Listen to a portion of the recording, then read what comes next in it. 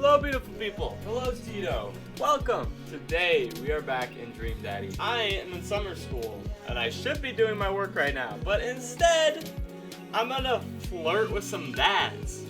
We went on 2 dates yesterday with, I believe, I forgot his name, baseball guy, and Matt, I think was his name at the club. Anyway, I walk into the house with my heart in my throat. Amanda pops her head out from her room. Hey, Pops, how's the show? Matt thinks I'm cool. We went through this already. Okay, so now we're on to Brian. After we look, is this Amazon? Hello. Hi, this is Steven from Dadmazon. I'm out front with your delivery. Oh, okay, yes, I'll be right down. Wait, no, sorry, I need to put on pants first. I can't find my pants, but I'm wrapped from waist down in a duvet. Are you cool with that? I can come back tomorrow. No, wait, I'll be right down. I thought this was... Put on pants. Ooh, I got a package. Wonder what it is. Oh, I bet it's that package of socks I ordered. I open up the box and start pulling the packing peanuts out. Why do socks need packing peanuts? Man, these socks reek. Okay, that's definitely not socks. It's butterflies. Oh boy, I almost don't even want to know what Amanda was planning on doing with these. You can order butterflies? There's no way. Hey Amanda, your box full of, dead butterflies. You could probably order that. Is here. I don't know why I thought they were fucking alive. What the hell? What's up? Are you sacrificing them? What? You ordered butterflies? Right. You can order the butterflies online? Wait, so these aren't yours? No, but I'm definitely ordering some right now. Okay, love you. Oh, take a look at the box again. Oh, this is addressed to Damien's house. Of course it is, bro. Bring it to Damien. I jog... Oh my god, bro. What is with this guy?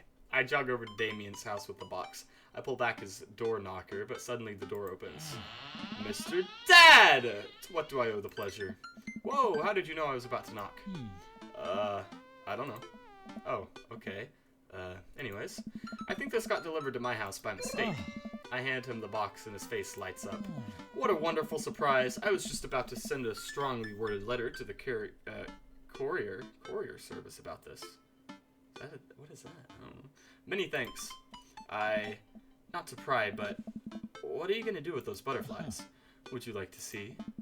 Alarm bells ring in my head. This is how you die, Dad. Sure!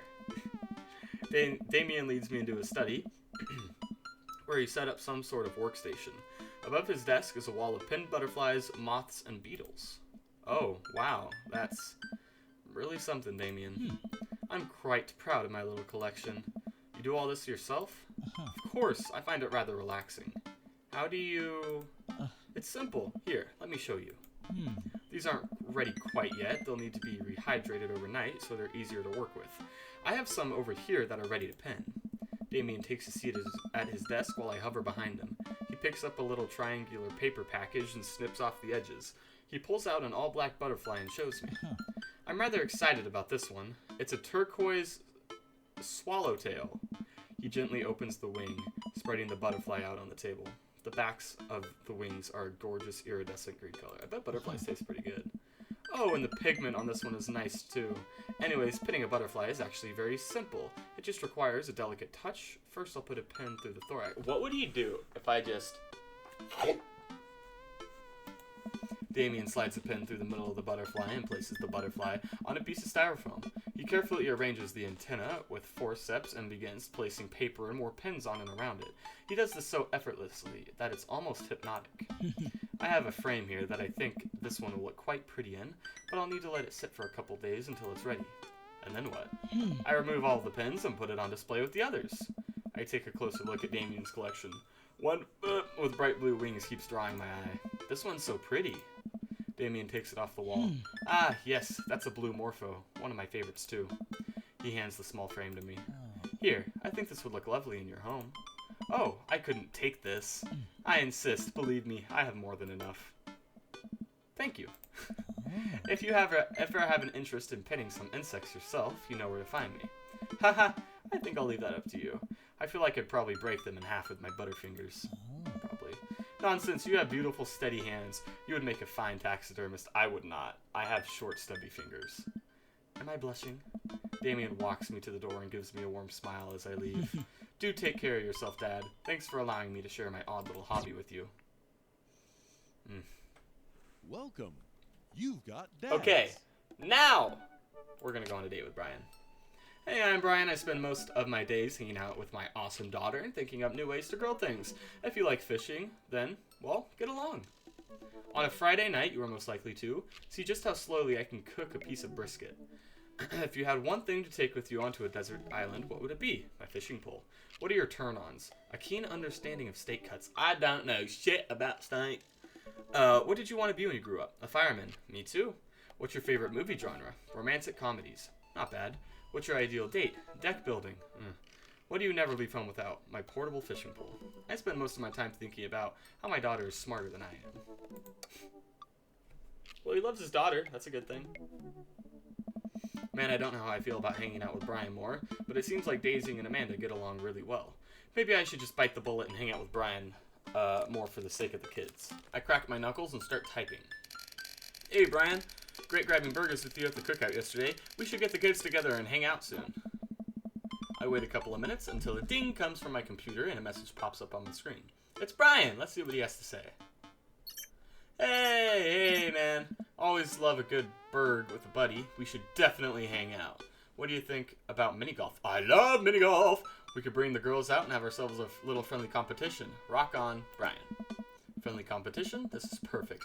I know Amanda and I will crush Brian in mini golf. I've been taking her to mini golf courses since she was a little kid, and I'm proud to say that she's almost better at it than I am. Almost. I type back. That sounds great, man. Name the time and place and we'll be there. Hey, Amanda. Hey, would you be up for some mini golf with Brian and Daisy? I'm a little out of practice. I know my best swing leaves something to be desired, but I think I could keep it in the negatives. Perfect. Come on, kiddo. Let's do this. Ooh. You ready for this? Arr, matey. I'm as ready as I'll ever be. Why are you talking like that? Because this mini golf course is pirate themed. I just now realized that we're indeed standing on top of a giant pirate ship in the middle of a putt-putt course. How do you just now realize that? Oh. Come on, pirate dad. Why don't you talk like a pirate with me? Arr, ahoy. Scurvy? Avasti! I don't see pirates, only angels. Avasti! Oop, oop, oop. I'll make Brian and Daisy walk the plank. I'll make Brian and Daisy walk the plank with my superior golfing abilities. I mean, doubloon? Come on, Dad. You tell me this is just gonna be some friendly competition. Friendly competition is dad code for actual competition. I need to prepare my body, my mind, and my soul to defeat Brian on the field of glorious battle. It's just mini golf. Just a mini golf? It's so much more than that. I kneel down and place a hand on Amanda's shoulder. I just want you to know that there's no pressure. It's not a big deal. Don't worry about it too much. But we have to beat Brian at mini golf. Whatever happened to just having fun? Oh, we will have fun when we beat them. Amanda gives me a side eye, but before I can side eye her back, I spot Brian and Daisy. Ahoy there, mateys! Aye! Brian walks up with Daisy in tow. It looks like they're already rented some golf clubs for a mini golf excursion. Total power move. Why didn't I think of that? Alright, first mate, I heard there's buried treasure in his water. Is it gonna come help me plunder it? Oh, Amanda, I don't think this is a real pirate ship. Oh, this girl. I think it's just to play putt-putt on. Aww. Amanda gives Daisy a look. I mean, aye, Captain! Daisy winks at Amanda. Ah, look at those two. They're two peas in a pod. So, you excited to get some mini golf in? Oh, you know it. You a gambling man? Oh yeah! Oh yeah, I like to gamble. I know when to hold them, depends on what's the table. Do I get you if I win? Depends on what's on the table. What are you willing to part with? How about the loser buys drinks tonight? Sounds good. Alright, but how about we make it a bit more interesting? I'm listening. The loser has to mow the winner's lawn this weekend. Ooh. Well, my yard's pretty big. Are you prepared to take that on? I think you should be a little more concerned with how you're going to maneuver around my hedges. It's highly technical work, not for the faint of heart. I don't think I'll need to worry about that. I'm very good at mini golf, you know. Oh yeah? Hole in one every time. What I just said is not a true thing, but it already came out of my mouth, so I have to stand by it. I'm looking forward to seeing that happen. Brian and I eye each other up and down. May the best dad win. Brian and I shake hands and lock eyes. It's about to go down. I have a feeling we're gonna get our ass kicked. Oh shit, we gotta play for real? Hold on, okay. What do I do? Yeah!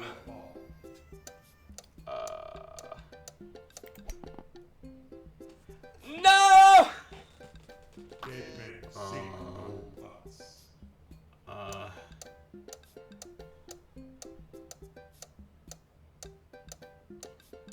It goes way too fast.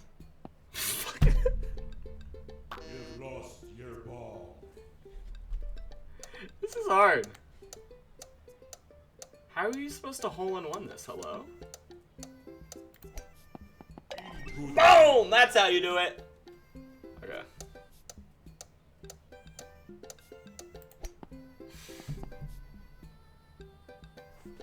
You've lost your ball.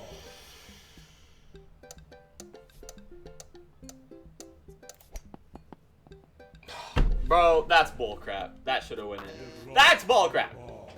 Is that a fake hole?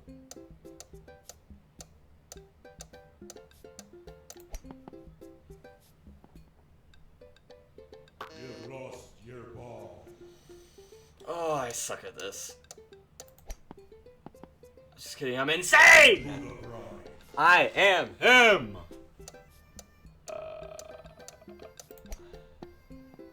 That is not how physics works. Physics does not work like that. I still got an A? Hell yeah. Did I win?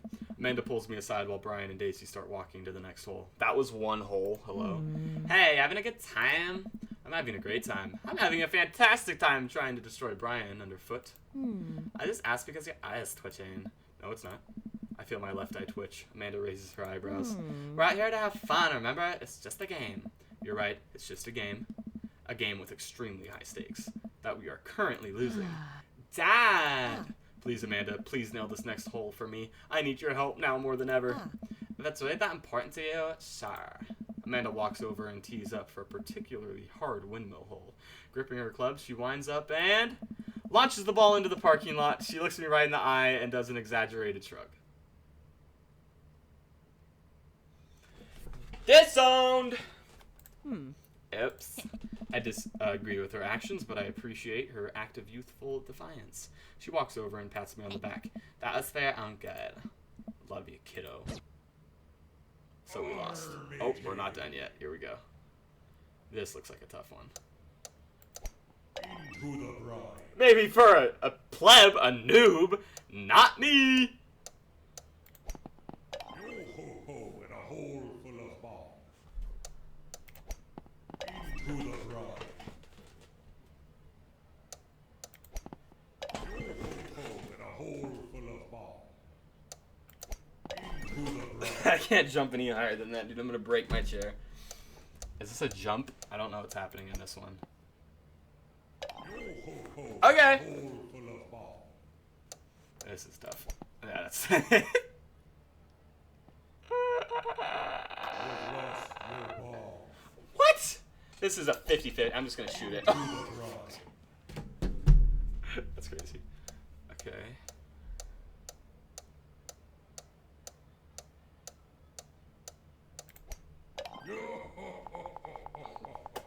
That's not S. Let's go! S. That's what I'm talking about. I try to maintain an air of professionalism because there are children present, but confetti cannons are going off in my brain, and someone is placing a wreath around me with the words, "Best Dad," emblazed on it. Man, that was some strong shooting there, Dad. I have bested you on the field of battle. Mini golf is no joke. Mini golf is beneath me. This is child's play. Oh. He didn't like that. The real deal is big golf, larger golf, or as the pros calls it, golf. Amanda rolls her eyes. Alright, Daisy, did you have a good time? Yo ho ho, I did. We haven't even found the buried treasure yet. I think we would need to apply for a permit to dig around here. I could take Daisy home so we can get the city paperwork started for digging. You took on Giant Knight. Sounds like a plan. Dad, you cool with that? Sure, just don't get yourselves in too much trouble. Can do. I'll make sure we get into some perfectly reasonable amount of trouble. Amanda and Daisy skip away, yelling about buried treasure. Bless that kid's tiny, rebellious heart. Well, guess we should hit the bar now. There's actually a tiki bar attached to this place. How about that? That sounds like a plan. Brian and I walk into the Freaky Tiki, Kitshi, whatever that means, island-themed bar. Palm trees adorn the walls, and several fake parrots are strewn about. Ukulele music plays softly in the background. Brian and I approach the bamboo bar. Guess I'm spending more time with Brian, which is a little more bearable since I won. Okay, I just gotta get my victory drink and get out of here. I think I have already proven my superior dadness for the day. 2 pineapples of hospitality, please. The bartender whips us up 2 rum drinks inside of hollowed out pineapples. He sets them on fire, and we have to blow them out before we can drink them. Okay. Usually I just like to, I don't know, drink my drinks. If you don't want yours, I'll take it. I miss out on the taste of victory? I don't think so. I take a sip from my pineapple of hospitality. Victory tastes fruity. Let's talk about lawn maintenance. I'm very particular. No electric mowers for me. I hand cut everything with scissors. I also only water the lawn with bottled sparkling water. I just ran out, so you're going to have to import some. Italian is preferred, but I'll settle for Icelandic if that's all you have. It's sweet that you're willing to put all of that work into taking care of your dead grass. What? My grass is perfectly healthy. It's okay, buddy. I know just the trick to perk it back up. I'll work my magic when I finish trimming your grass with the tiniest pairs of scissors I own. Man, even when he's trying to be helpful, I feel personally attacked. While I sip more of my drink, I noticed a TV in the corner. Hey, Extreme Makeover Deck Edition is on. I love this show. Always made me want to own a deck. Ugh, I hate this show. Why? It's so clearly fake. Well, yeah, it's reality TV. Who cares? I care! I'm a general contractor. I work with decks all the time. There's no way they're renovating those decks in a matter of 2 days. It's impossible. That's a 3-week job, minimum. So you want them to cover those 3 weeks extensively in every episode? It can't be that interesting to watch a bunch of dudes slave over a deck for that long. Nobody would watch it. I don't like any of those home improvement shows. I want to watch some stuff that's real. Like long haul paranormal ice road ghost truckers. I have terrible news for you, Dad. No, not them too. That's the awful truth. Not the ghosts, though. Those are real. Trucks just don't have an emergency escape button. I've been lied to for so long. We both chuckle and sip on our pineapples. So wait, you're a general contractor? Sure am. I actually helped plan the cul-de-sac we live in. Wow, nice work. Yeah, kind of took after the footsteps of my old man. He was a general contractor too? The best. He practically built half of this town with his bare hands. It's weird how much you spend your whole life trying to not become your father. Then you wake up one day and there you are. But I get to work with my hands, and it pays more than enough to take care of my daughter, so it's an absolute dream job. For me, at least. Well, that's impressive. Building stuff has always been my weak point as a dad, and I've been pretty okay with that until now. Now I must defeat him. I do have that patio furniture that I haven't put together still sitting in the garage. Okay. Maybe I should cool it with a dad competition. Gotta keep it light. Tell one of your classic jokes, ask about his daughter, stare him down, unblinking. Let's ask about his daughter. So, Daisy seems pretty smart for her age. Yeah, she's a genius. She definitely doesn't get it from her old man, though. It's actually a little embarrassing. She beats me at Scrabble constantly. I suck at Scrabble. To be fair, Scrabble is really hard. I can barely make good words when I have the whole alphabet in front of me, let alone 7 letters. Brian laughs. See, we can keep things friendly here. This is perfectly pleasant. I could do this all night. Because I feel an innate need to impress Brian and improve I'm better than him, obviously. That's the only reason, I think. Let's keep it moving. Ask about his dog. Complain about kids these days. Compliment his beard. Ask about his dog. So, you have a dog? Sure do. I can't quite remember what he looks like. Oh, he's a little corgi. Always has a handkerchief around his neck. Yeah, I'm not getting it. I think I might need a visual reminder to jog my memory. If you happen to have any pictures of said dog. Maybe on your phone. Brian laughs. Dad, if you wanted to see the pictures of Maxwell, you could have just asked. Show me the goods, then. Brian pulls out his phone and flips through an entire album of dog pictures. Oh yeah, that's the stuff. What a good boy. I look around the room and take in all of the, I still don't know what that means, decor, looking for something else to comment on. There's a gigantic fish hanging above Brian, and I gesture to it. Cool fish. It's definitely fake. What? Really? Everything in here is fake. That palm tree over there is just ficus with plastic coconuts glued to it. I look over. He's right, but I almost caught something like that fish once. Mine was bigger, though. Of course it was. Oh, really? Yep. I went on a trip to Hawaii maybe a decade ago. We were out on the sea for 3 days, catching fish, drinking beer, you know, guy stuff. We had a hot plate on the boat, so we could sear the fish right after we caught it. Throw a little bit of salt and lemon on there. Oh man, that's some of the best food I've ever had. That actually sounds amazing. Well, it was the last day. Everyone had gone to bed already, but I was out there watching the stars. Had my line out too. Then all of a sudden, it just starts running. So I jump on the reel before it gets ripped out of the rod rack and start fighting with the damn thing. I'm out there for maybe an hour, can't call out to my shipmates, it's just me against nature. Finally, I'm starting to tucker the guy out. I get him up to the surface and finally get a sight of it. The biggest marlin I've ever seen. Hemingway-esque. I get it onto the boat, single-handedly, and you know what happened next? What happens next? The damn thing smacks me in the face with its tail, knocks me out. I wake up the next morning on the deck, the fish gone, never felt dumber. So it got away? I think there's another version of me that would have spent the rest of my life trying to catch that fish, Captain Ahab style. I'm sure Daisy would be supportive. Oh man, fishing's the life. Haven't gone enough lately. You go fishing? Actually, I have a confession to make. Wait, what am I doing? Why am I having this inexplicable urge to be vulnerable with him? I can't tell him that I'm terrible at fishing. I lean in close. Oh man, I'm the best at fishing. I'm simply the best out there. Okay, since you're such a pro, I'm taking you fishing. Do you want to go fishing? Wait, don't answer that. Yes, you do. We're going fishing. Oh no. I don't know. Come on, it'll be a blast. I know the perfect little fishing spot. I'll bring some beers so we can just sit back, relax, and reel in some trout. We'll bring the kids with us. Come on, you know you want to. I sigh. I've been cornered.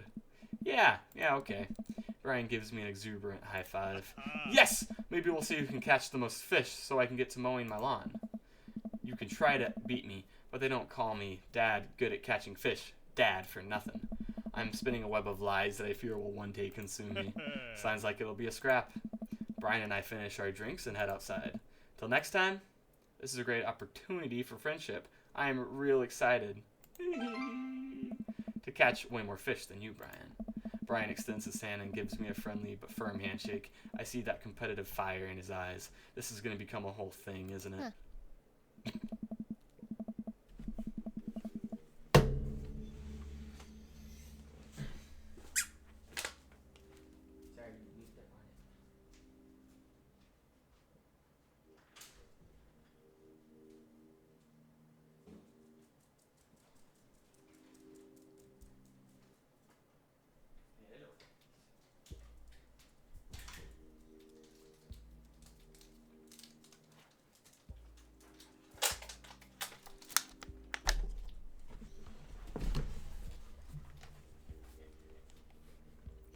Once Brian takes over babysitting duties, Amanda walks home with me.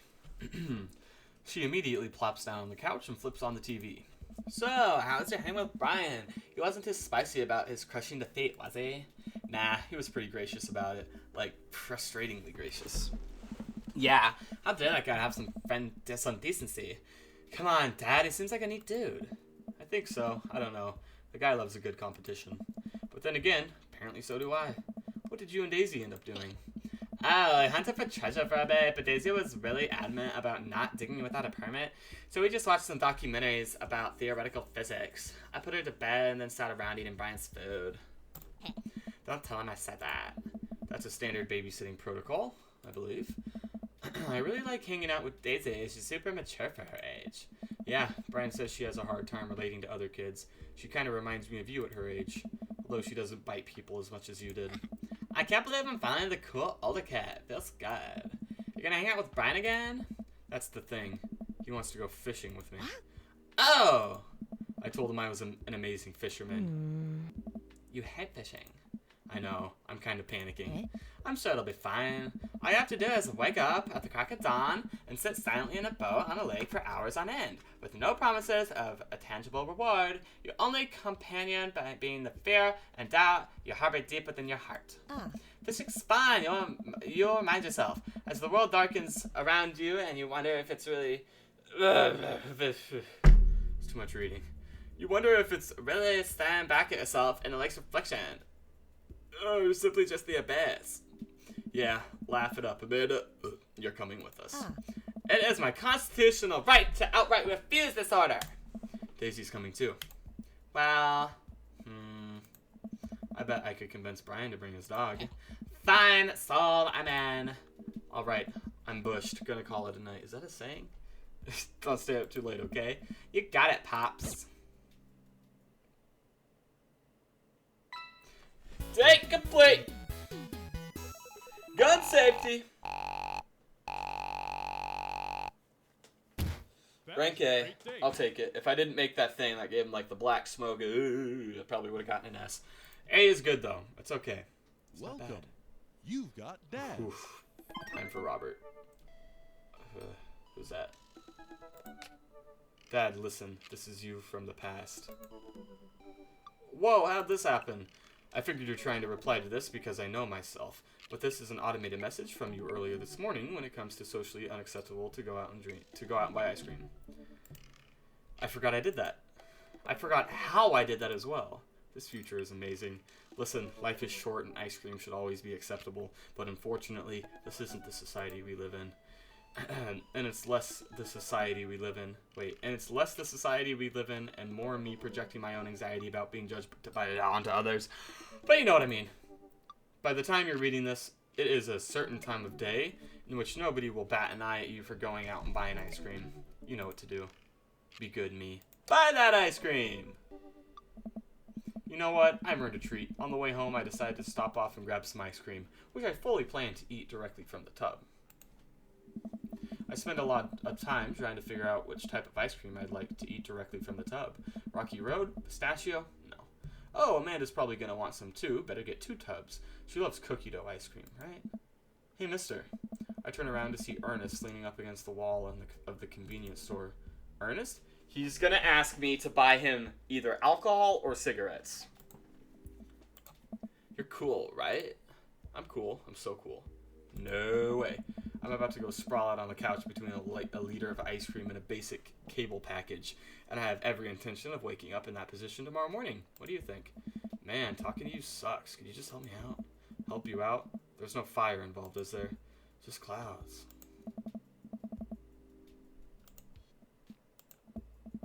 Ernest, what's e-liquid?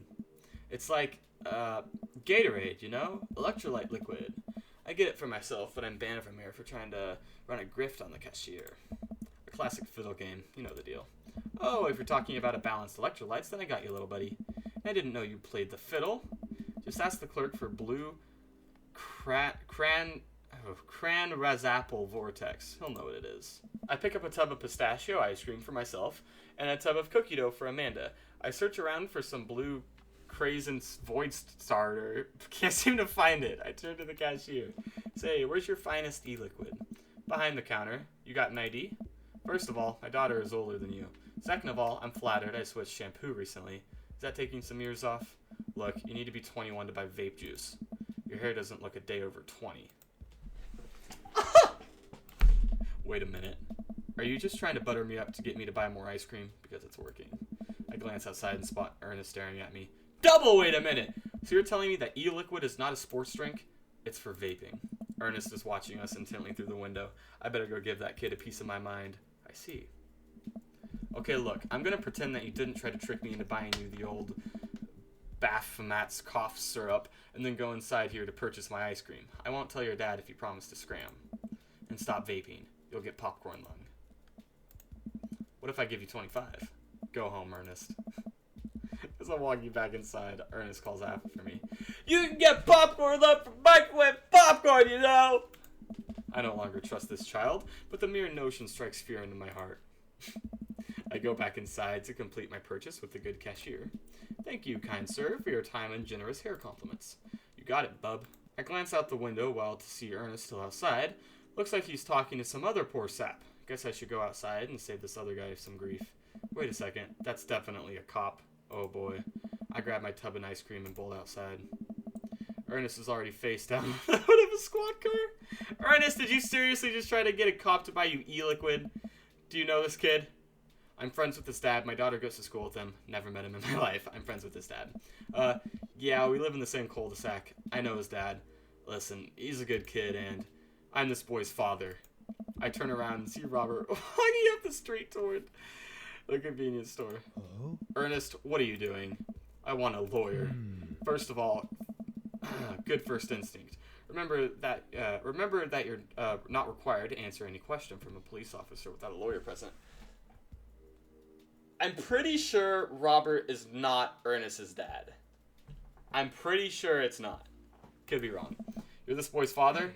Yes, sir. Ernest likes to lash out at me like this ever since the accident. Definitely not his dad, right? I don't like talking about it. That's fine. Robert gives a wistful twinkle in his eye. Oh.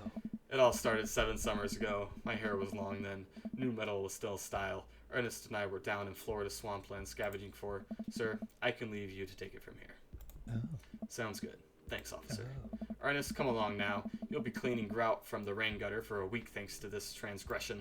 The police officer gets in his car and drives off. I'm stunned by how cool Robert was just there. Thanks. I want to say... Richard? Ouch. Huh. Don't mention it, Hemingway. Got in trouble plenty of times in my life. Just trying to do my good deed for the day. Will you buy me e-liquid if I give you $20? Child, I will end you. Hey, Dad, will you walk Ernest home with me? Sure. Oh. Ernest runs ahead, presumably so he won't be seen with us, which is a thing I think kids do. He reminds me a lot of myself when I was his age. Well, maybe I wasn't as dumb. Seems like he tortures his dad. Seems like he tortures just about everybody. He even stole your wallet. What? No, he... I pat my back pocket. I pat the rest of my pockets. He stole my wallet. Why are you doing this to yourself? What? Robert points at my tub of ice cream. One of them's for Amanda? Oh. I have no qualms with the quantity of ice cream you've purchased. It's a perfectly respectable amount of ice cream. It's the quality I'm talking about. You work hard, Dad. You're a good dad. Don't you think you deserve top shelf ice cream? But these were on sale. If you're gonna treat yourself, go big or go home. Real vanilla bean. Real pistachio. You deserve it. Hey. We arrive at the cul-de-sac and Ernest runs into his home. That boy is the reason why we don't have prizes in cereal anymore. Oh. Catch you around, Dad. Robert tosses me my wallet. I catch it with a surprised look on my face. I stole it back. Keep it in your front pocket or use a chain like back in your ska days. Smell you later. See ya, Robert. I kind of like Robert. Robert's growing on me. He's kind of cool. I go back inside my home, ready to spend the rest of the night with 2 tubs of ice cream and also Amanda. I kind of like Robert. Welcome. I don't know. You've got Dad. Because Craig didn't say he wants a relationship. Matt seems cool. So right at this moment, I think Matt and Robert are my favorite. Brian is a little too competitive for me. And that's saying something because I'm really competitive. But he, takes it to a new level. Anyway, let's go on a date with Robert. Robert's small. When the internet gains sentience and decides to destroy us all, you know it'll use this information against us, right? On a Friday night, you are most likely to make a deal in an alleyway, have it go badly. Who's the cop? Was it Giacomo? I trusted Giacomo. If you had one thing to take with you on a desert island, what would it be? A gun? What are your turn-ons? Don't talk to me. What did you want to be when you grew up? Grifter. What's your favorite music genre? Italian neo-realism. Okay. What's your ideal date? Grave robbing. What do you never leave home without? At least 4 knives. I spend a lot of time thinking about. You ever really look into a rabbit animal's eyes? Okay. Robert was pretty nice. A little odd, but nice. And ruggedly handsome. We should hang out. I type out a message to him on Dadbook. Hey, Robert. Good seeing you again at that cookout. Want to grab a drink? I sit there for a couple of seconds, hoping he'll message me back. Hey, it says that he read my message. I anxiously wait for a response. That's probably not going to come. Twiddle my thumbs, watch cat videos on the internet.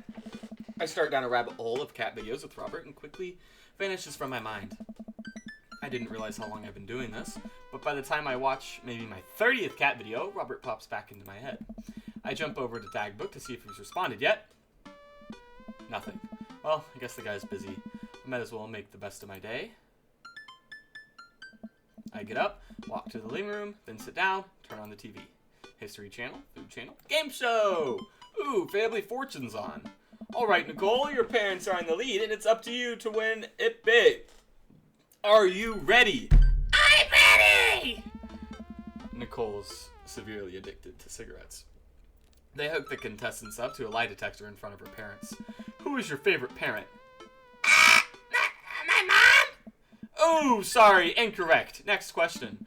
If both of your parents were hanging off the edge of a cliff, which would you save? This is terrible. I love it. I lose several hours to whatever the hell that was. Sighing, I get up and walk around the house. My stomach grumbles. Time for lunch, huh? Well, I guess it's time for good old Chef Dad to cook a gourmet delicacy.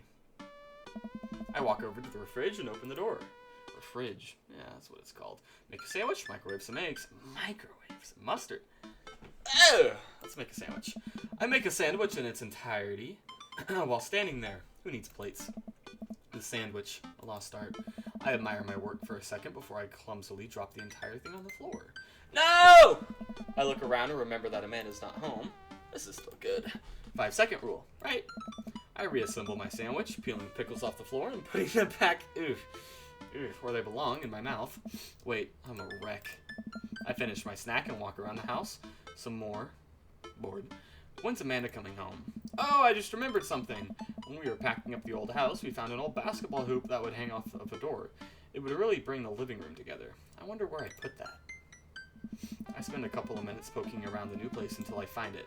After installing it above one of the doors in the living room, I'm ready to dunk. Come on and slam! I take a leap from the 3-throw line and rocket that sucker down the net. The crowd goes wild. Oh, welcome to the jam. I pull up from the 3-point line, breaking ankles and sinking a fadeaway. And I forgot the rest of the words to the song. No look behind the back hook shot. Everyone's on their feet.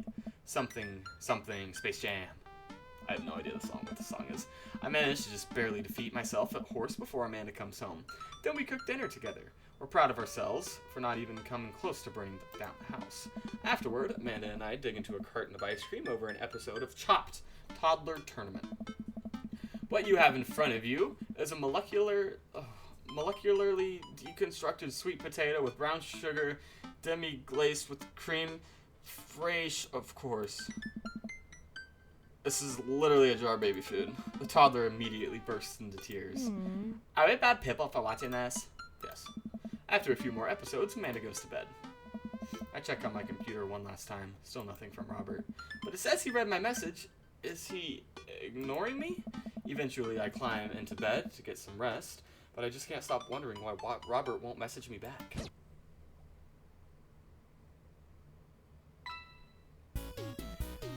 Okay, date complete. Bonding very low, whiskey very high, whiskey very low. C. Huh. Welcome. You've got dads. Well, I didn't know if I would have time to do another one, but I definitely do. I'm gonna wait to read Matt's message because I want to go on 3 dates this episode. So let's message Damien. How do you do? I finally decided to join this information superhighway. I'm not entirely sure how this works, but I will try my best to understand. I love long strolls through graveyards and spending time with my son.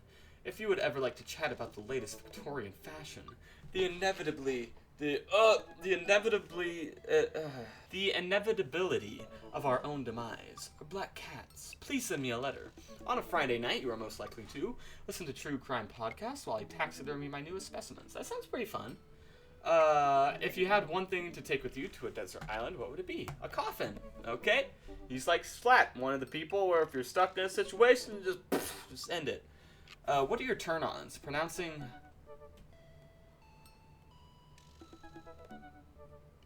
bosom.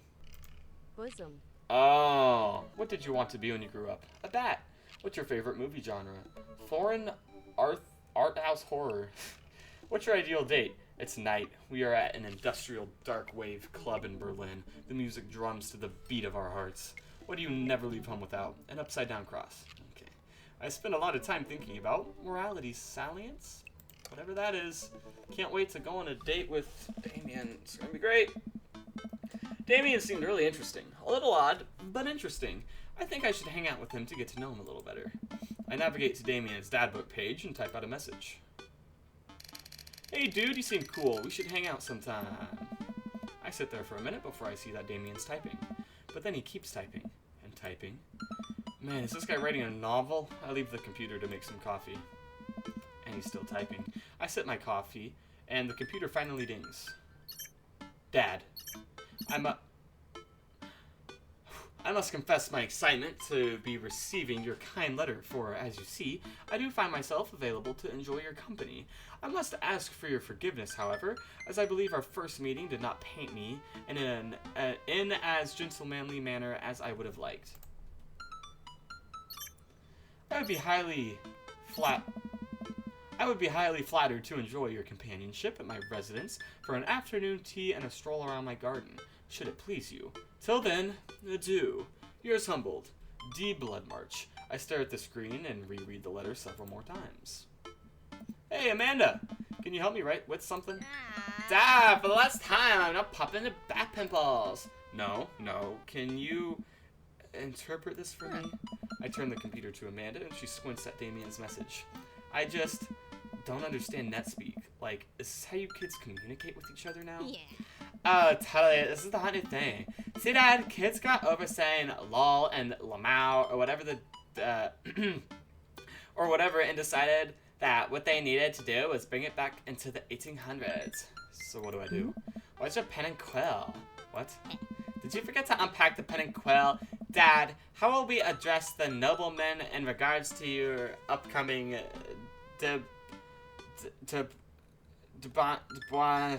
ball? Okay, now I know you're messing with me. Father, without a proper chaperone, you'll never end up with a suitor worthy of our land. Or our dowry, whatever that is. Or, so you read Pride and Prejudice for school one time, and now you're reciting things you know about it back to me, aren't you? Like, the first 5 pages, then I read a review of the movie. Still gotta be, though. Great, so what do I say to Damien? Yeah. I got this. Amanda reaches over me and types on the keyboard. Sure thing, dude. Regards, Dad. Amanda hits send and smiles at me. Well, I suppose that's that. I made the sharp walk over to Damien's house. Well, I guess you can't really call it a house. It's more of a manor, estate. The Gothic architecture looms above the other homes in the cul-de-sac. I walk past a couple of gargoyles guarding the front door and look around for a doorbell. There doesn't seem to be one. I pull the large, ornately carved bat's head door knocker back and a hollow sound echoes throughout the house as I strike it against the door. I wait several moments before the door slowly creaks open. It's a little creepy, but I enter the home and take a few steps to the foyer, noting the oil portraits of who I assume are dead relatives hanging on the wall. As I am admiring them, the front door slams shut behind me. Hello? Silence. An oil lamp in the corner flickers dimly, casting ominous shadows against the wall. Why do I feel like all the people in these paintings are staring straight at me? Why is it so cold in here? Where's Damien? Dad, pleasure to have you in my home. I look up to see Damien standing at the top of a majestic staircase with a walking candle holder. What's with the door slamming shut? Oh, sorry, there was a draft. And the door creaking when I knocked? I accidentally left the door unlocked. And then the creepy oil paintings? I like oil paintings. Right. Right. Please, let me show you around. Okay. Damien leads me around his house, showcasing his parlor, sitting room, auxiliary sitting room, and the parlor again for some reason. Oh. This is one of the older homes on the block, yes, but nowhere near as old as the architecture might suggest. Through extensive renovations, I've been able to craft a residence that is both historically accurate to the Victorian period and equipped with the amenities of any modern dwelling. We walk past a door covered in bumper stickers, caution tape, and a black parade poster. Did they listen to My Chemical Romance in the Victorian era? That's my son's room. You know, the rebellious teenage years are. Onward, onward. There's more to see. We reach a door at the end of the hall that Damien opens with a flourish. What is that? And this is the library. I've been in here. Sunlight streams end from floor to ceiling, arched windows. The walls are lined with packed bookshelves, and even more books are scattered over the period-appropriate furniture. Damien is clearly really proud of this room. Look out the window. Look at the butterflies. Pick up a book. That's enough of the tour. Let's look at the butterflies again. I walk up to the glass display of pin bugs on the wall. It's pretty impressive. Nice bugs. I pinned them all myself. Maybe I could show you sometime. Show me how to pin? I'm concerned I would stick the pen right through my finger. We've had this conversation basically already. Ah, the pinner's gambit. Is that a thing? No. Look out the window. Pick up a book. You know, Dad, in the Victorian era, there was some controversy surrounding reading. Many people thought the more dry novels would encourage youth into a life of crime and would cause too much of a distraction from work and school. I pull out a book at random and examine the worn cover. Opening it, I turn to a random page and read aloud. Naruto struggled against the chains that Sasuke had bound with him. Shirtless and out of breath, he looked up at Sasuke. Sasuke smirked, unbuttoning his ninja pants. Okay, I think that's enough. Damien snaps the book shut, puts it back on the shelf. That's a rare book from my private collection. Look out the window. I walk to the window and I am greeted by a beautiful view of Damien's backyard. It showcases a beautiful view of the rest of the cul-de-sac. Hey, I can see Craig on his lawn. He's doing push-ups with his daughters on his back. Damn. He sees me and waves happily, doing push-ups with one hand now. Damn! Did you know that Victorians spend at least 20 hours a week gazing longingly out full-length windows? Wait, really? No. But Victorians did appreciate telling a good joke. Please, will you join me for tea? I follow Damien into his sitting room, where finger foods have already been set out upon a beautiful tiered silver tray. I take a seat on one of the high-backed chairs as Damien pours and serves me some tea. I can't believe we're having high tea. I never thought I'd get to do this. Damien smiles to himself. What? It's a common misconception that high tea refers to the wealth or class of the people enjoying it, when in fact the high refers to both the later time of the day, the working class had to enjoy tea, and the height of the tables on which they served. Oh. My dear friend, we're currently enjoying afternoon tea. That's informative. Damien takes a seat next to me and serves me a tiny sandwich. Your home is really impressive. Are there a lot of goths in Maple Bay? I like your cape. It's a cloak, actually, but thank you. Victorian fashion is very important to me. I know! You pull it off quite well. Oh, thank you. Regardless of my historical leanings, it's very important to me to present myself well. It has taken a lot of time to come up with a style that's both true to form and representative of myself, but I'm very happy with how I dress. I do get some strange looks, yes, but it's something that brings me a great deal of joy, so I don't mind. To be able to wake up in the morning, pick from my closet a variety of cloaks, waistcoats, top hats, and even binders that are period appropriate feels amazing. You wear top hats? You don't? What got you so interested in goth stuff? Well, when I was a young boy, my father... Did he take you into the city? Sorry? Did you guys see a marching band? I'm afraid I don't understand. You're serious? Of course. But it's, the song. Amanda made me listen to it. Seriously? I'd love to see a marching band. Nevertheless, I've always had a love for art, history, and fashion. What started off as a small hobby of collecting taxidermied animals grew into a sort of an obsession. It's a privilege to be able to appreciate the lives and culture of those who came before us, I think. Why not go all the way? I like not dying when I catch a cold. He takes a sip of tea. I can acknowledge that there were many very terrible things about the Victorian era, and to try to live a life that strictly aligns with those ideals would be admittedly horrid. but I think it takes a critical mind to truly appreciate something to the fullest, to be cognizant of its flaws and love it all the same. Tell me, Dad, do you have any hobbies? Oh man, I do, but I don't know if I care about anything the way you care about this stuff. Well, I'd love to hear about your interest. Hearing someone talk about the things they're passionate about is intriguing, and quite honestly, rather attractive. Please, do tell me about your hobbies. Quick, sounds sophisticated. I like watching soap making videos on the internet. Love me some word jumbles. I learned how to juggle once. They didn't like it. Gravity is an interesting thing, and I believe that juggling is the pinnacle of humankind's interaction with the gravitational arts. Interesting. I started out with scarves, but now I can comfortably juggle balls. Juggling pins is currently, out of my purview. Damien looks at me quizzically, but shrugs it off. We finish our tea and finger sandwiches. Come. Oh, I have one more thing to show you. Damien takes me around the back of his home, where a variety of flowers flourish in beautifully landscaped rows. A small stone path weaves through it, and butterflies flit lazily through the air. This is beautiful. My garden. It's beautiful. That's what I said. Thank you. Victorians took flowers and floral arrangements very seriously. You see, it was considered uncouth to discuss personal and romantic relationships in public, so lovers and friends alike would use bouquets to send secret messages to each other. It's bouquets, I'm stupid. Each flower and plant is symbolic of different feelings. Even more interesting is that one flower can mean different things depending on the other plants it was paired with. One had to be extremely careful, as even the style in which the ribbon was tied around the bouquet affected the message.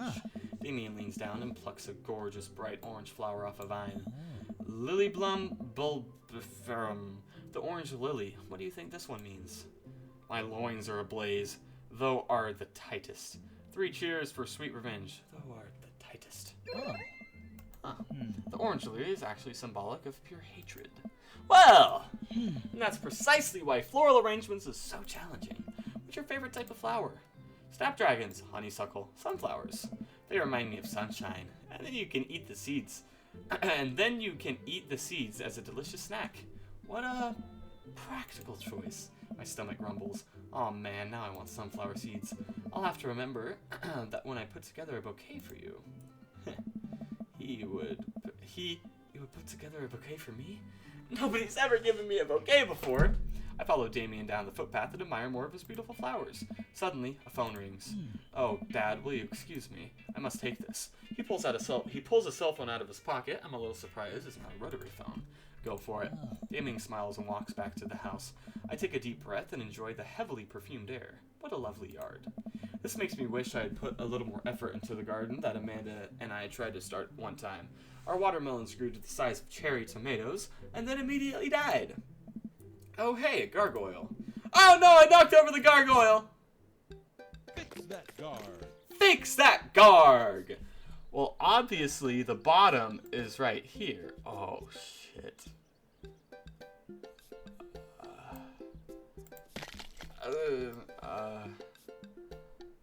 Obviously the bottom's here. This is obviously the next, and then... What? No? Okay. And then obviously it's... Shit. Maybe it goes this way? Obviously it's the head, not next. That couldn't be the head next. Which way does this go? Does it not? How does it not? How does it not go either way? How does it not go this way? What do you mean, no?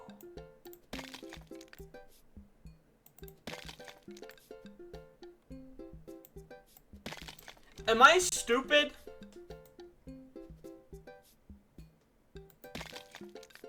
How does that not go on like that? Out of time. Hey! I still got an A. I'm starting to get the suspicion that the rankings are random. Crap. I can't figure this out. Uh-oh, here comes Damien. He looks upset. Hope it's not about the guard. My sincerest apologies to have kept you waiting. There's an urgent matter that I must attend to, so... Oh my. Dad, did you break my gargoyle? I'm sorry! All I did was lean on it. What? I just had it installed last week. No matter. I suppose it will give me a chance to work on my masonry skills. Ah. Now, if you'll excuse me, I'm afraid I must take my leave. That's no problem, dude. Everything all right? Damien worries the hem off his coat with his fingers and looks away. Everything's perfectly fine, but it's Lucien. What's wrong? He appears to have, well, his teacher needs me to come to his school. Post haste. You need help? Oh no, you don't have to. Let me come with you. Us dads gotta stick together. Huh. You're right. This is one of Lucien's more elaborate stunts. I would greatly treasure having another parent by my side. Let's go. Damien and I walk into the school and are immediately greeted by an anxious-looking Hugo. Hey, Damien, you're here in record time. I wouldn't miss it for the world, dear friend. Wow, whatever it is, it doesn't seem like this is Hugo and Damien's first time to the My Kids Are in Trouble rodeo. Huh. What is it this time? This, Damien, you have to see to believe. Damien and I fall into step behind Hugo, who leads us through the busy corridors of the school. We pass by several classes in session, and I vaguely wonder if Amanda's around. Hugo eventually ushers us into a small boiler room with a flight of rickety stairs leading down into the darkness. Watch your step. I can hear faint voices drifting up from the basement, and they don't sound happy. As I'm led into the depths of the school, I recall the antics I got into as an angsty middle schooler. At least I had enough sense to stay out of the creepy basements. We find another teacher in the boiler room, tucked away in the back of the basement. With him are Lucien and Ernest, Hugo's son. Lucien has a bloody nose. Thanks for coming. I can't make heads or tails of this. I look around the scene of the crime and see a bunch of bricks and some masonry tools scattered around. What happened here? Ernest punched me. Lucien tried to kill me. What? The room falls silent. I was not trying to kill you, dumbass. I was trying to build a brick wall around you and see what would happen. You promised me there was wine down here. You tricked me. Whoa. Wait a second. Lucien, did you try to cask of Amontillado, Ernest? I'm neither confirming nor denying that. I turn to Damien and whisper to him, What's cask of Amontillado? It's a classic Edgar Allan Poe short story where a man gets his enemy drunk, lures him down to a cellar with the promise of wine and of a fine vintage, then buries him alive behind a brick wall. I read that one. It's a lovely story. So wait, Lucien, you tried to do that to him? I was curious to see how it would turn out. I wasn't actually going to leave him there. What was the process here? That Ernest was just going to sit still while you slowly built a tomb around him? Well, it worked like 20 minutes because he's an idiot, but then he realized that I had lied about the wine. And you were cackling manically. That sort of tipped me off. Ernest, 20 minutes? Dad, What? it took you 20 minutes? Son, we just did an entire 2-week unit on the cast of Amontillado. I'm probably not pronouncing that right. And it took you 20 minutes to realize Lucien was leading you into an elaborate ruse. Did you even read the story? I read the first 5 pages and then read a review of the movie. Whoa. It's only 5 pages long and there is no movie! Haha, yeah, you're right. I paid Lucien to read it for me. I don't know. Actually, he didn't even pay me, so when you think about it, this was me teaching him a lesson. Damien and Hugo both have their heads in their hands.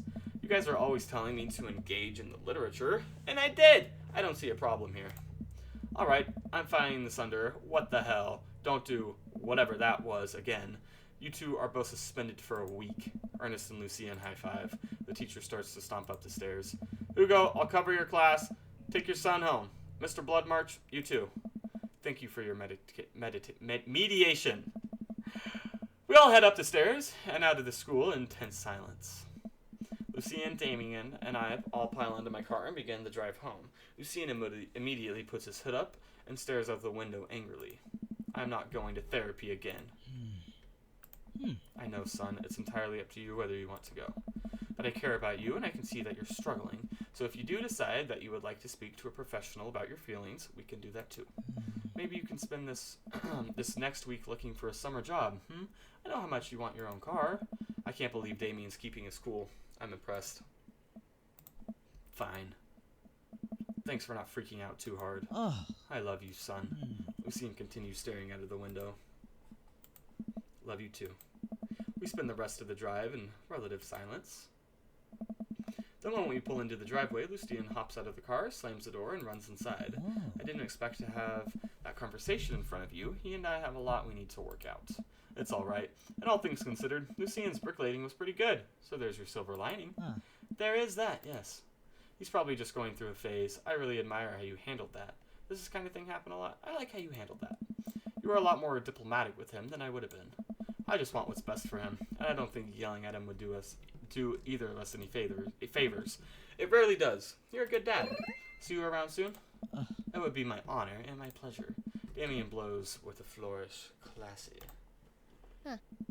I come home to find Amanda curled up on a couch with a blanket watching TV. I plop down next to her. Yo. What you watching? Tiny House Hunting Brothers Extreme Edition. Ugh, I hate the show. The couple on the screen bickers back and forth while standing in an extremely small house made of recycled bottles. There it is. The Tiny House Hunting Brothers watch them with bemused expressions, both of their heads touching the low ceiling. I told you I wanted a 2-bed, 2-bath, shabby chick cottage. This house doesn't even have a bathroom. But honey, the owl house is only 20 yards away. It's not that bad. I am not pooping outside, Greg. Why don't they just get a regular sized house? I don't know. How often did he go? It got strange. We had to go to the school and pick up Lucien since he tried to. He lured Ernest down to the cellar with the promise of fine vintage. And then tried to break him into the wall, right? How did you know all that? Has everyone read the story except for me? Lucien live streamed the entire thing. This entire day is beyond me. But otherwise, it was a fun day. The Damien guy is a character, but he's really good company. And surprisingly, a diplomatic dad. I dig his style. You know what? Me too. Day complete. Day complete. I can't imagine I did very good, because I got 2 of the black things that were like, ah, the bad. And I knocked over his guard oil. Still got an A. Phenomenal date. Oh! Oops! Okay. You got That's where I'm going to end this episode. I hope you guys enjoyed dad romanticism in the Victorian era. Damn it, I said area twice now. I have to go do my homework now. I'll catch you in the next one. See ya.